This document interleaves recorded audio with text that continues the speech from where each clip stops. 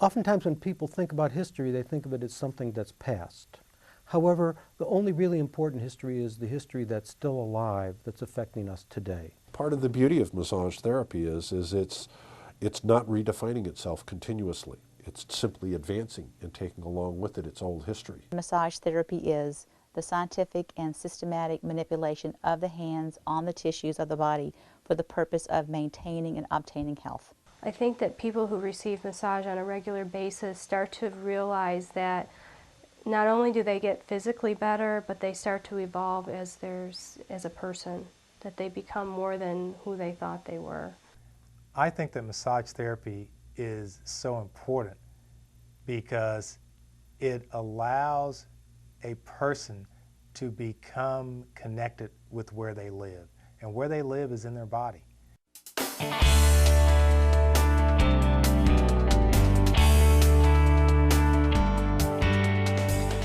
Historically, the roots of massage therapy run deep. As defined as massage, the first cultures that used it would be probably Egyptian and Asian cultures. The Chinese practice of massage goes back to 3000 BC, so it's an ancient and long-standing practice. All massage techniques date back to China. It goes from China to Japan, it goes from China to Thailand, it goes from China to India, it goes from China to the Mediterranean, and then it makes its way across to the West in Europe, and then in 1856 finally made it to the United States. Massage was viewed in the Chinese, as in most early cultures, as being something which facilitated real health in terms of physical health, but it also facilitated more spiritual health. Massage was very beneficial to Asian physicians, or if you would, Asian healers, because now they had a tool of working with people, not working with specific symptoms, but sort of defining what may be going on in the individual's body. Massage therapist and massage therapy as an application has always been delivered under the banner of comprehensive, under the banner of holistic, under the banner of total care. Within massage therapy and other forms of bodywork, the influences of China, Japan, and other Asian cultures are still keenly felt. They integrated the touch in as forms of massage, not called massage, generally called tuna, which is one form, amana, which is another form, or integrating shiatsu, acupuncture, without using needles in shiatsu, or traditional acupressure.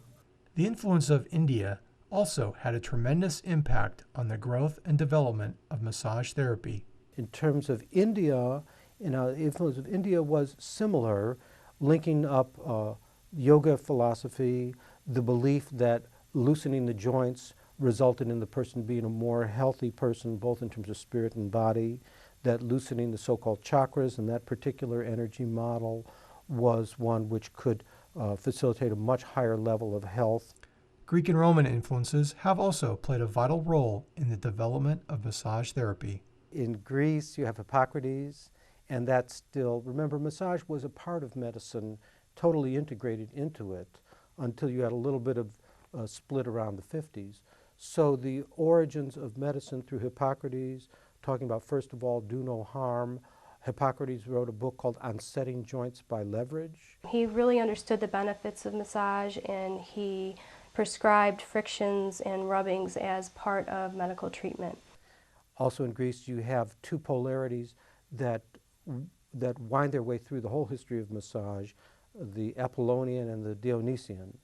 In the Apollonian way of looking, the belief is that people are healthy and that life should be lived according to the rule of law and obeying the laws. This was the Apollonian way.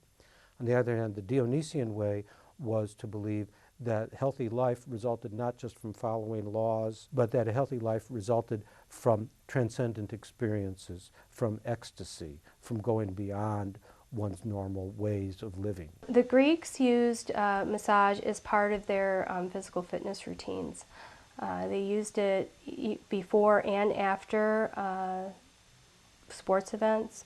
A lot of medical developments have been with the eyes of keeping the military functional, and massage was one of the forms of military medicine there was much military medicine in China, in India, certainly in Greece and Rome. The Roman culture provided a lot of access to information. There was a lot of integration of massage therapies, especially for gladiators. The Romans, they developed some very elaborate bathing facilities called thermae. Asclepiades is the main figure that's mentioned with regard to massage at that time. Asclepiades believed in that there's therapeutic benefits to bathing, massage. A Roman doctor of the day looks more like a massage therapist in America now, because they touched, they asked questions, they massaged, they did all types of movements with that person to make a difference. During the Dark Ages, prior to the Renaissance period, a lot of that culture the information was wiped out. In the Renaissance, there was a revival of the interest in the body and in being beautiful and in the outward expression of beauty. It was a time where people took pride in their bodies again, and so they started utilizing massage therapy. The person that first analyzed the whole theory, phenomena behind muscle contraction was Borelli, who was an Italian physician. And originally we thought that muscle contraction occurred by springs, like a spring would lengthen and contract. In fact, the word muscles comes from the word mouse, which means they thought they scurried toward the center and scurried apart. Those cultures, whether it was the Romans, the Greeks, the Chinese, those cultures understood the value of wellness. Islamic culture also helped the field of massage therapy evolve and expand. Turkish baths actually came from the Roman influences, and those Turkish baths are still in place today. Native American and Hispanic cultures have also impacted the development of massage therapy in the United States. The contribution of Native Americans in the field of massage therapy is great, namely in their folk medicine, the shamanism, even the midwives in the North American Indian tribes use massage to help relieve the pain of childbearing. Curanderas are healers from the southwestern United States, and they were influenced by the Mexican and Spanish cultures. The base for healthcare in those ancient cultures was based on touch. It was based on massage. It was based on moving the body around. When you're working with touch, you're working with something that's powerful.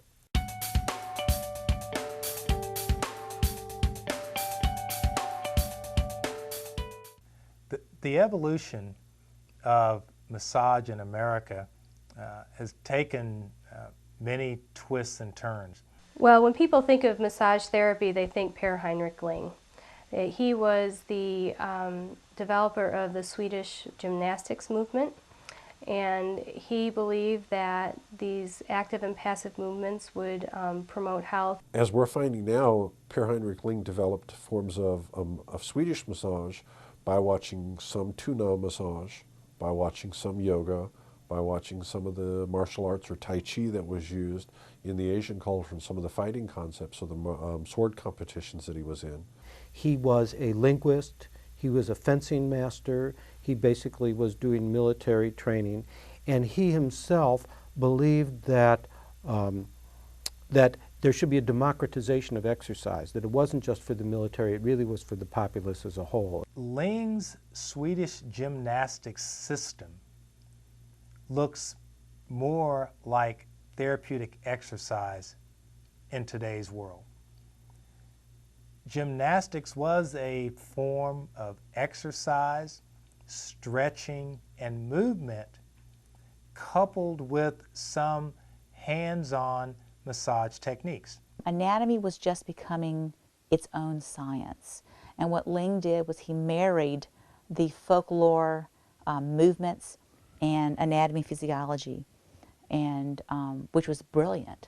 And that influence still lives today. And when we teach at massage schools, we teach massage movements and anatomy physiology to give you the scientific basis. Another country which influenced massage therapy was England. England's had a lot to do in promoting massage throughout history. There's also been in England a constant incorporation of traditional medicine and what some people may call alternative or complementary medicine. Massage therapy and medicine have been very closely linked throughout history.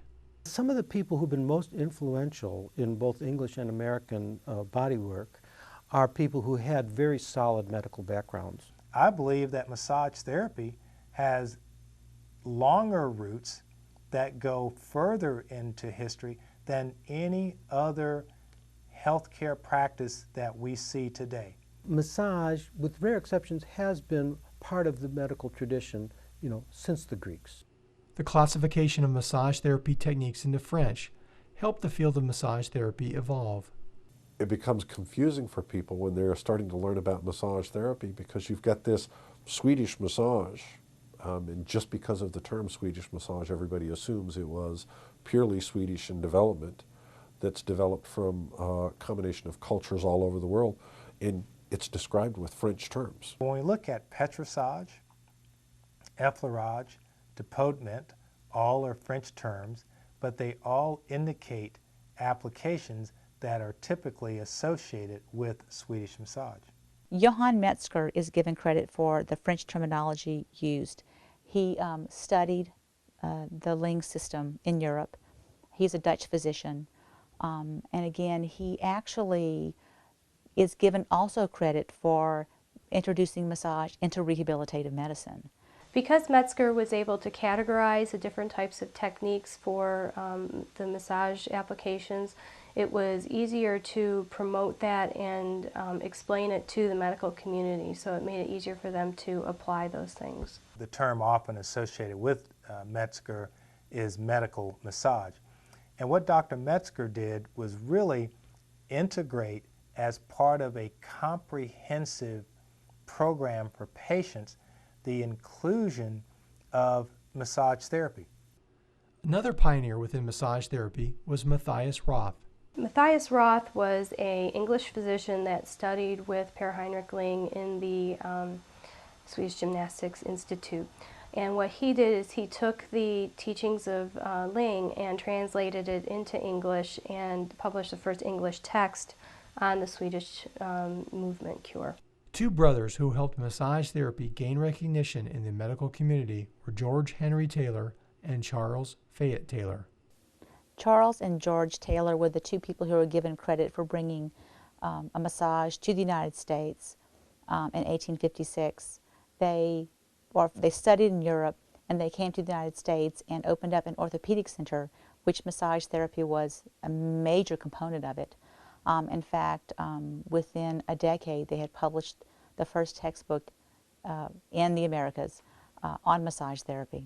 The textbook that the Taylor brothers had written, being the first one in the United States, was influential because it was written by physicians. It gave more of a medical scientific basis for massage.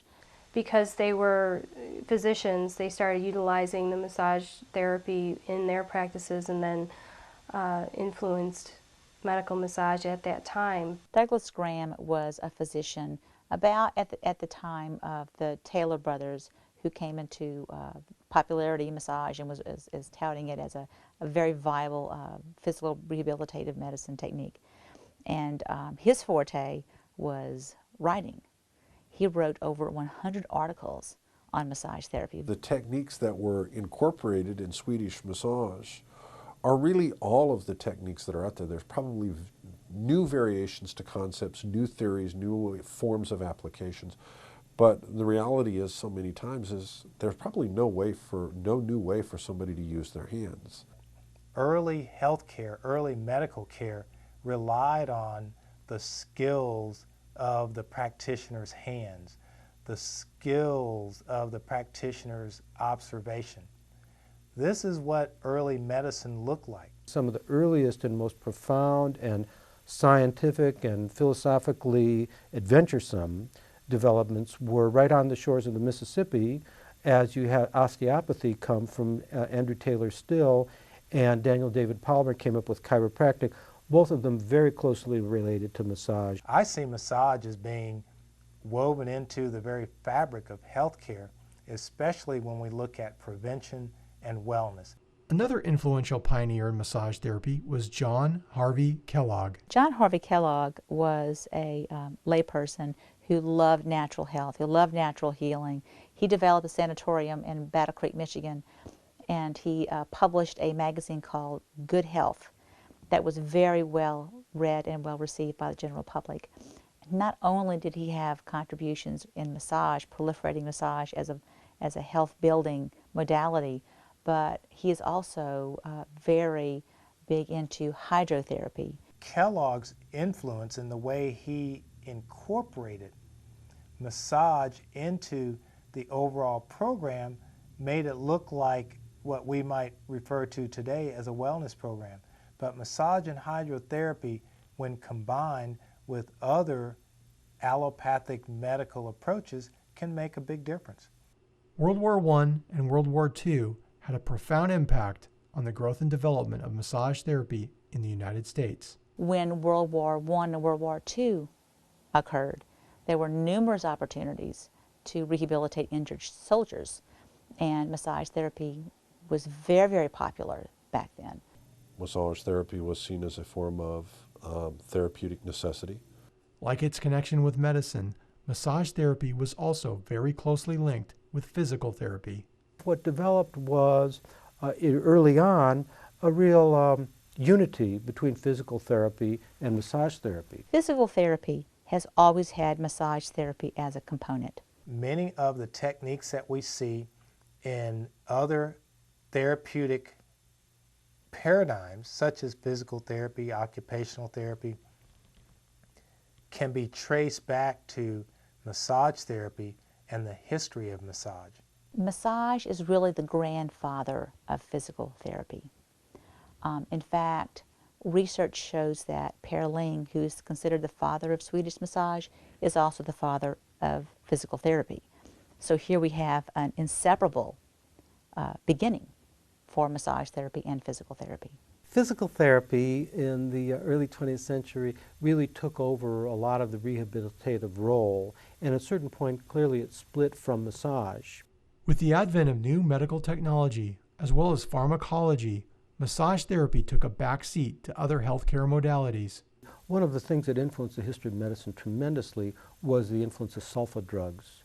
Up until you had antibiotics really kicking in, you pretty much had an equality between the various approaches: osteopathy, manual approaches, homeopathy, massage therapy. They were all regarded pretty much as equals to so-called allopathic medicine, which was pretty much the application of medicines themselves. But when drugs really started to hit it big with antibiotics, they tended to take the front seat. They also tended to take the front seat vis-a-vis their connection with the insurance agencies. Well, massage therapy kind of fell out of favor in the 1950s, and most of the massage that was seen was actually a front for prostitution. In the 50s, there was some sense that massage was maybe not quite as legitimate as the people who were dispensing drugs. Eventually, CAM was developed, which is the Commission on Complementary and Alternative Medicine, through the National Institute of Health, and which started to accumulate and gather information and develop a science of massage therapy. Another factor which greatly contributed to the growth and development of massage therapy, as well as other forms of bodywork, was the formation of various societies and associations. The role of associations in the field of massage therapy has had a huge impact on the profession. Originally, we had the American Association of Masseuses and Masseurs that was very gender specific. In the 1960s, that changed to the American Massage and Therapy Association. Notice I use the word "and." When I first got into massage therapy and joined the AMTA, which is the acronym, it was called that. It was called the American Massage and Therapy Association, to include other modalities. Back in the middle 1980s, it changed to just the American Massage Therapy Association, and that term is still used today. The association provides a forum that allows massage therapists from around the country to share ideas, to debate philosophies, to create new strategies. Now the biggest organization in massage therapy is the ABMP. And now AMTA has become more of a medical in its orientation, and ABMP plus other non-associated body workers are holding up not just the medical but the more holistic or new or also new age approaches. The development of a certification process helped the field of massage therapy evolve and expand. The introduction of a standardized national certification process has made a huge difference for massage therapy in America. Having national certification through examination provides clear guidelines for massage therapy institutions, for massage therapy schools to design curriculum that will not only meet the demands of a standard, but also be able to expand on those standards in order to meet the demands of a public that insist on qualified massage therapists, on qualified individuals who can provide touch therapy. The development of massage therapy schools and massage therapy education helped massage therapy evolve and grow. Massage therapy education, massage therapy schools are the basis for the progress of massage therapy. In the early 20th century, massage was still part of, as was the case for many, many different medical modalities, was kind of an oral tradition. You generally used an apprenticeship model, and even in schools which were small, somebody would apprentice to another doctor or another osteopath or a senior massage therapist. And so you still had very much the oral tradition operating through certainly the first half of the 20th century. However, you started to have more massage schools existing beginning in the 60s, and then in the 70s they really started to proliferate, and it exploded in the 80s and 90s. Arguably one of the most significant contributing factors to massage therapy's evolution in the United States was the Esalen Institute. In the 1960s, with the human potential movement, there was a shift in society's thinking, and people were looking for a higher plane and looking for greater connectedness with each other. And it was through that that massage started to come back into practice. Things like the Esalen Institute, where it wasn't so much about the technique of the massage, but how it connected you with another person and brought you to a higher place. The Esalen Institute in Big Sur, California, really set the pace for body-mind connection, utilizing as their primary vehicle touch. Since the 60s and the 70s, there's really been a devotion, at least in some of the people involved in massage therapy and related psychophysical therapies, to say, let's really explore how we can take humans, take the capacities that we have for self-evolution, for self-education, for learning, and really watch these come into fruition. That's the greatest dream. Well, that's a dream Martin Luther King's talked about. That's the dream that John F. Kennedy was talking about. That's the dream that anybody who's deeply involved in the holistic progress of massage therapy is still involved in. And the Esalen Institute were really standard bearers for this quite early on by bringing so many different cultural strands together. Particularly, for instance, they brought together Ida Rolf and Fritz Perls. Fritz Perls was the founder of Gestalt psychotherapy, which is based equally on emotions and an intellectual view of psychotherapy. Ida Rolf was based on looking at osteopathic models and the ways in which you could dramatically change the body. They met at the Esalen Institute and had discussions and basically furthered in a very short time the progress of the exploration into the mind-body connection that's been central to massage therapy ever since that moment. The growth and development of massage therapy in the United States was assisted greatly by the ideas and approaches of several innovative pioneers. Ida Rolf was a biochemist, one of the first biochemist females in our history in the United States. she started seeing a relationship between biomechanics and the fascial systems of the body. Individuals like Moshe Feldenkrais with movement and how that's integrated into how the body responds to gravity gave us an insight on where massage could fit into that. One of the most influential pioneers in the field of massage therapy was a physician named Janet Travell. And Janet Travell, who was also President Kennedy's back doctor, and the first female physician for the White House, started noticing pain patterns that she called trigger points in the body. Now, the interesting thing about Travell's work is that she created a map that is very consistent from one person to the next. And what I like about her system is it's based on architectural stress points in the body. And what she did was she used needle injections to affect trigger points. And Bonnie Pruden, who is another major influential person in massage therapy, said, I wonder if I can get the same benefits by using just finger pressure. And she did, and she had comparable results. So if we look at the trigger point map, it's very similar to the acupuncture and acupressure maps of China and Japan. One of the other people who has influenced the history of massage who was not a massage therapist is John Upledger. John Upledger is a osteopath who studied a very particular form of osteopathy called craniosacral osteopathy or cranial osteopathy. The growth and popularity of sports in the United States provided new opportunities for massage therapists and helped develop the science of massage therapy. The massage therapists that were using sports massage, many were also personal trainers or athletic trainers or physical therapists. They started looking at sports massage as a way of working in a real-time aspect with athletes, not having tons of equipment available on the side of a sporting event. Say you're at the Super Bowl and you've got somebody who's twisted an ankle and you need to do something as quickly as possible. Massage became an aspect that was favorable. In the profession of massage, we have a history that allows us to expand on our creativity because we still fundamentally utilize and always will utilize touch.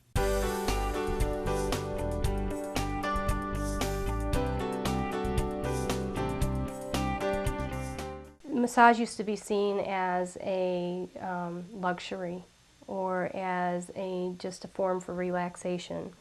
And now I think people are starting to realize that there's many more applications for massage, that it's not just for relaxation, that it really does promote healing. I place massage in a very unique and very mobile position. It can operate on both sides of the healthcare fence, both for wellness and prevention. So a lot of people use massage as a way to maintain health by reducing stress. I see many times hospice teaching massage therapy for caregivers who maybe would have nothing other to do than sit there and watch a beloved family member pass away. Now they've got this wonderful tool for providing some access to that pathway or providing some sense of comfort. Massage is probably the most nurturing form of all forms of health care because touch is such a fundamental element for people that touch will have the impact of nurturing. Touch is the agency of care. It's the most tangible way to show that you care. I think touch deprivation is rising as technology continues to grow. More and more people live in their heads and live inside their technology and are not aware of where they really live, which is in their bodies. Technology is not the road to salvation. I'm sorry.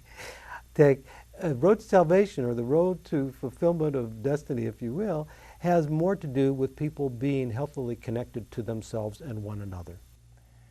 The challenges that many massage therapists are facing is defining their role in their particular healthcare and wellness community. Massage therapy has become more clinical, more specific to needs. I think the greatest challenge to massage therapists and the massage therapy profession as a whole is educating our community on the benefits of massage. The hardest part for most massage therapists is going to be in defining Which training is going to be most beneficial for their style of massage? We've gotten to be known as being more medical, as more credible, as more competent, and probably of all the forms of alternative health, the one that people would question the least, because you don't have to believe in anything weird in order to know that a good massage has very positive and obvious health impact.